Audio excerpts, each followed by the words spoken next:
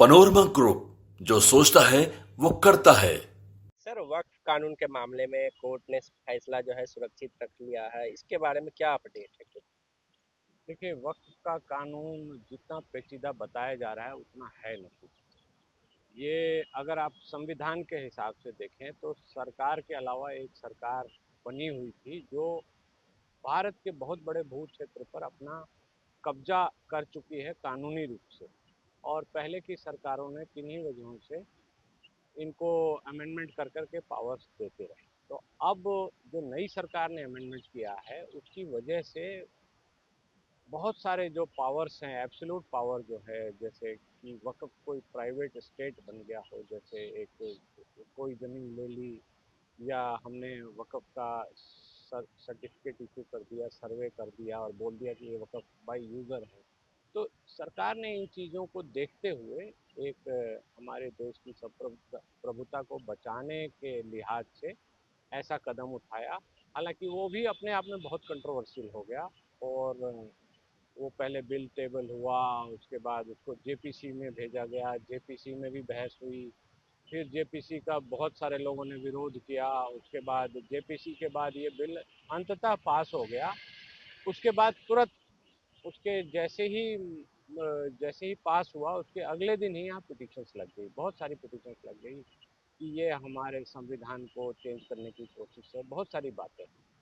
तो इन पिटिशन्स की जब आप बात करेंगे तो आज उसको आर्गूमेंट होकर रिजर्व हो गया, ऑर्डर पास करेंगे, जज साहब लोग आराम से पढ़ेंगे, क्योंकि ये गंभीर विषय है, इसको देखेंगे, समझेंगे, और तब जाकर हमारे संविधान के दायरे में वक्फ है या नहीं है। अगर वक्फ है तो ये अमेंडमेंट जो किया गया है ये हमारे संविधान के दायरे के अंतर्गत आता है। संवैधानिक प्रक्रिया अपनाई गई, नहीं अपनाई गई, वो सारी बारीकी से देखेंगे, एक एक चीज़ को देखेंगे।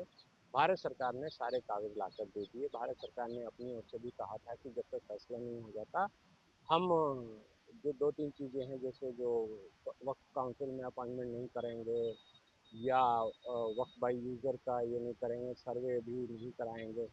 तो ये देखा जाए, ओवरऑल तरीके से देखा जाए धर्म से ऊपर उठकर, तो आपको ये दिखाई देगा कि ये कहीं ना कहीं सरकारी तरीके से जो वक्फ के मैटर्स हैं उनको संचालित करने की कोशिश की गई है। अब इसमें धार्मिक बातें आ जाती हैं। जो इस्लाम के लोग हैं वो कहते हैं कि हमारे धर्म के बीच में आप आकर हस्तक्षेप कर रहे हैं और हमें धार्मिक रूप से नुकसान पहुंचाया जा रहा है। तो ये बातें धार्मिक, सामाजिक, राजनीतिक हो सकती हैं, लेकिन कानून में, हमारे संविधान में जो प्रावधान हैं उन प्रावधानों के हिसाब से ये क्या क्या कहता है। क्या ये हमारा जो अनुच्छेद 14 है, अनुच्छेद 14 में आपको बता दूं कि अनुच्छेद 14 ये कहता है कि कानून के सामने सभी लोग बराबर हैं। जैसा कि किसी एक के साथ आप अलग ट्रीटमेंट नहीं कर सकते। तो वैसी दशा में जो पहले से चैलेंज हो रखा था वक्फ को लेकर कि वक्फ आर्टिकल 14 के वायलेशन में है, बहुत सारी ऐसी प्रॉपर्टीज़ क्रिएट कर देता है जो हमारे अनुच्छेद 14 में जो बातें बोली गई हैं उनके विरुद्ध है। तो वो पिटिशन्स भी क्लब कर दी गई। अब जो अमेंडमेंट चैलेंज हुआ है उसको भी क्लब कर दिया गया। तो ये मुझे लगता है कि एक बहुत ही संवैधानिक रूप से बहुत बड़ा फैसला आएगा, और इसमें जो भी फैसला आएगा तो इससे आर पार हो जाएगी बातें। और मुझे ऐसा लगता है कि हमारे देश की संप्रभुता बचाने के लिए सरकार ने अगर किया तो सुप्रीम कोर्ट भी उस चीज़ का ध्यान रखेगी। और अब हमारे संविधान के अनुसार क्या क्या अनुमति योग्य है या क्या क्या किया गया है, वो सारी चीज़ें देखेगी, तभी आगे सर, पास करेगी। दूसरी तरफ जो है कई सारे पिटीशन डाले गए, लेकिन कानून तो बन गया, राज्यसभा और लोकसभा में पास हो गया, राष्ट्रपति महोदय ने सिग्नेचर कर दिया। लेकिन दूसरी तरफ जो है पाकिस्तान के कई जासूस पकड़े जा रहे हैं। कहा यह जा रहा है कि वक्फ मामले में जो है मुसलमानों को जो पाकिस्तानी एजेंट है वो सुलगा रहे हैं किसी न किसी। इसमें देखिए, कितनी सच? ये चीज़ अभी दिखाई देनी शुरू हो गई है। और जैसे जो मैंने पहले कहा कि हमारे देश की संप्रभुता को बचाने की कोशिश की गई है। हमारे देश की संप्रभुता से मतलब ये होता है कि हमारे देश की भूमि हमारे देश के विरुद्ध नहीं प्रयोग में हो।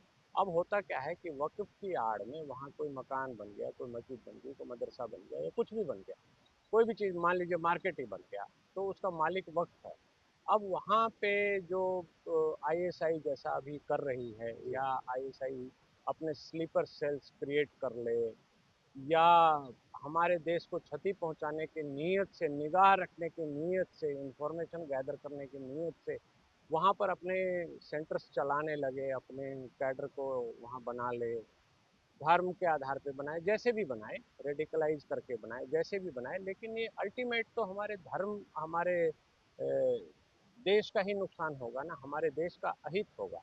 आप अगर कोई सोचता है कि कोई और टुकड़ा हो जाएगा और पाकिस्तान से मिल जाएंगे, ऐसा होगा तो सबसे पहले तो हमारा देश खंडित होगा।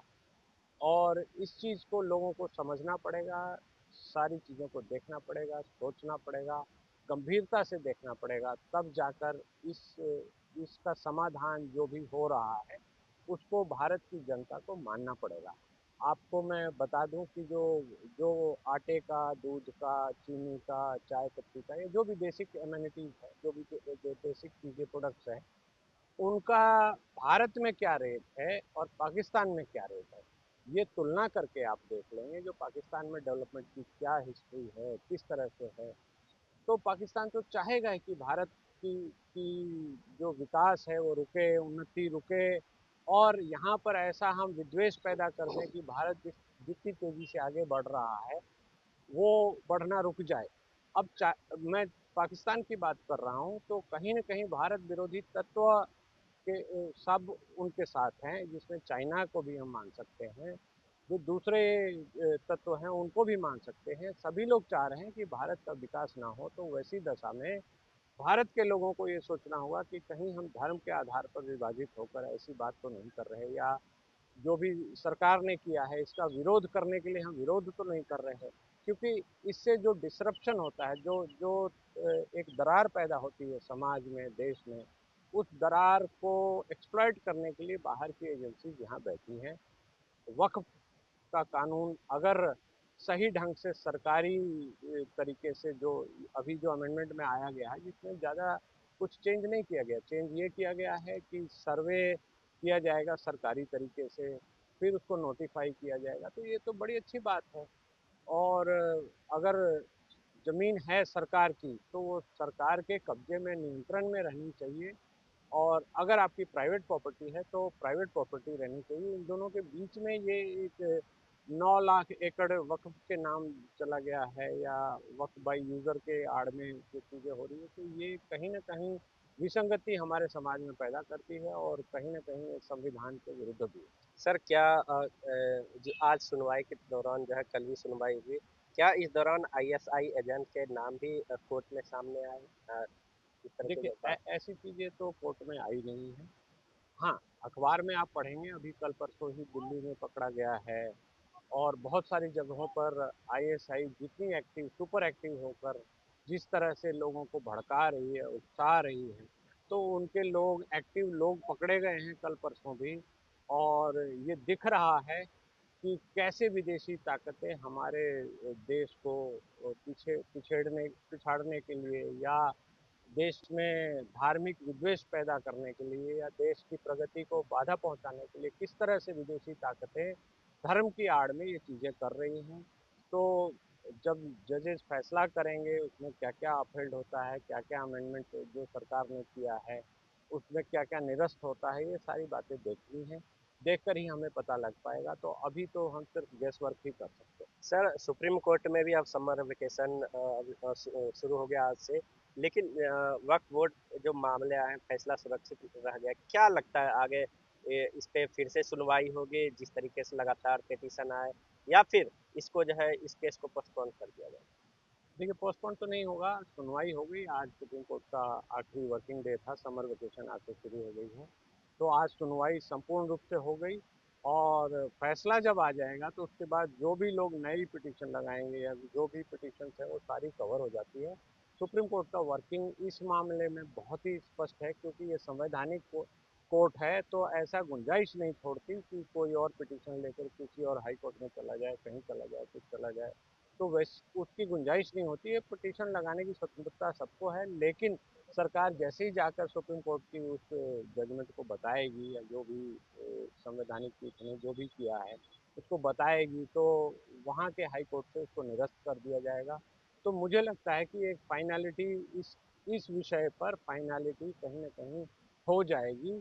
अभी होगी, फैसले में होगी। अब इसकी सुनवाई की गुंजाइश मुझे तो नहीं लग रही, कहीं अलग से दोबारा से रीओपन हो या ऐसा हो। जजेस ने स्पष्ट रूप से कर दिया है और ये समय भी बड़ा अच्छा है। अभी छुट्टी होती है तो जजेस का जो रूटीन वर्क है उससे उनको समय मिलेगा और वो उसको समझेंगे, पढ़ेंगे, गहनता से, सूक्ष्मता से देखेंगे, तब जाकर ये ऑर्डर पास होगा। तो मुझे लगता है कि ये हमारे देश के प्रगति के लिए बहुत ज़रूरी है, ये ऑर्डर हो जाना चाहिए।